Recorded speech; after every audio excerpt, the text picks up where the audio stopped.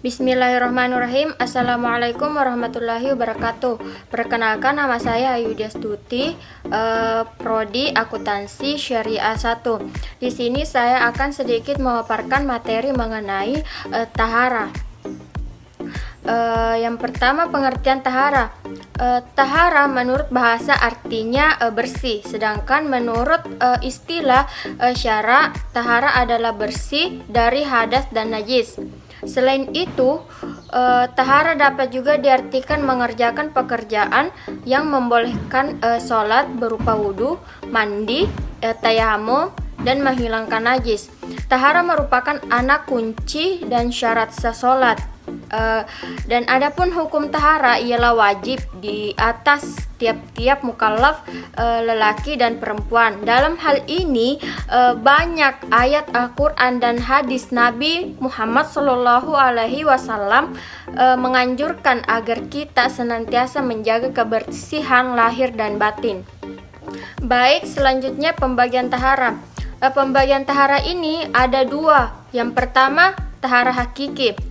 Tahara secara hakiki maksudnya adalah hal-hal yang terkait dengan kebersihan badan, pakaian, dan tempat sholat dari najis. Kemudian yang kedua yaitu tahara hukmi. Tahara secara hukmi adalah kesucian secara ritual, di mana secara fisik memang tidak ada kotoran yang menempel, namun seolah-olah dirinya tidak suci untuk melakukan ibadah ritual. Tahara secara hukmi dilakukan dengan cara wudhu atau mandi janabah. Dan kemudian dalam kehidupan sehari-hari, tahara memiliki fungsi, yaitu pertama, guna menyucikan diri dari kotoran berupa hadas dan najis. Kemudian yang kedua, sebagai syarat sahnya sholat dan ibadah seorang hamba. Selanjutnya yaitu macam-macam air dan pembagiannya. Air-air yang boleh maksudnya sah digunakan bersuci, dengannya ada 7 macam air. Pertama, air langit, maksudnya yang turun dari langit, yaitu hujan. Kemudian yang kedua, air laut, maksudnya air asin. Yang ketiga, air sungai, yaitu air tawar. Yang keempat, air sumur. Yang kelima, air sumber air. Yang keenam, air salju. Dan yang terakhir, air es atau yang dari langit. Kemudian ditinjau dari segi hukumnya, air itu dapat dibagi menjadi 4 bagian. Yang pertama, air suci dan mensucikan, yaitu air mutlak.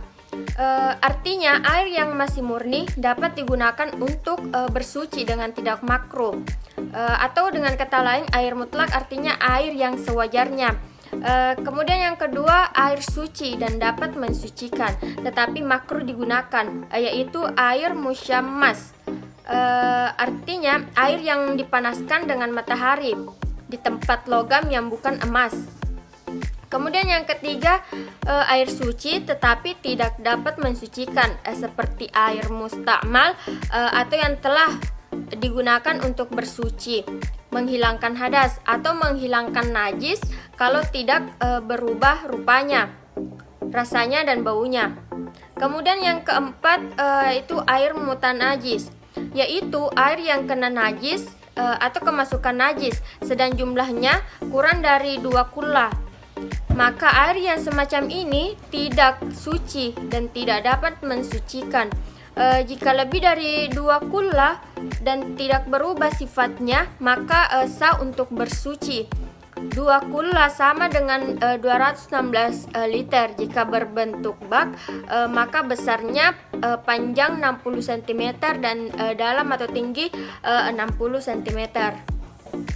Selanjutnya adapun macam-macam najis.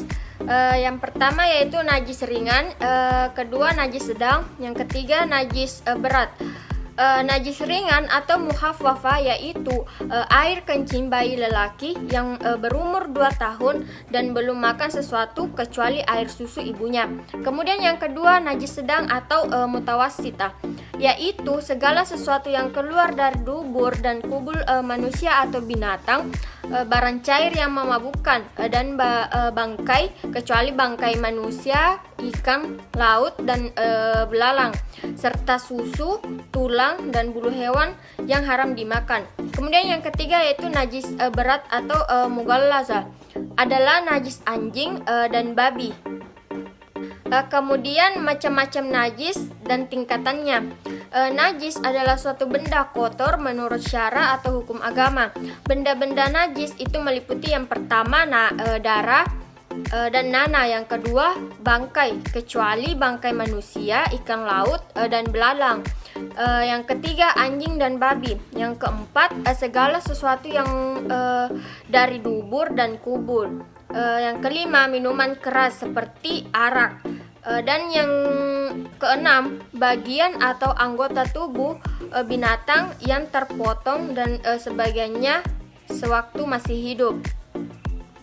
Baik, itulah tadi materi mengenai tahara, dan adapun kesimpulannya yaitu yang sempurna menurut syara disebut tahara, merupakan masalah yang sangat penting dalam beragama dan menjadi pangkal dalam beribadah yang menghantarkan manusia berhubungan dengan Allah Subhanahu wa taala.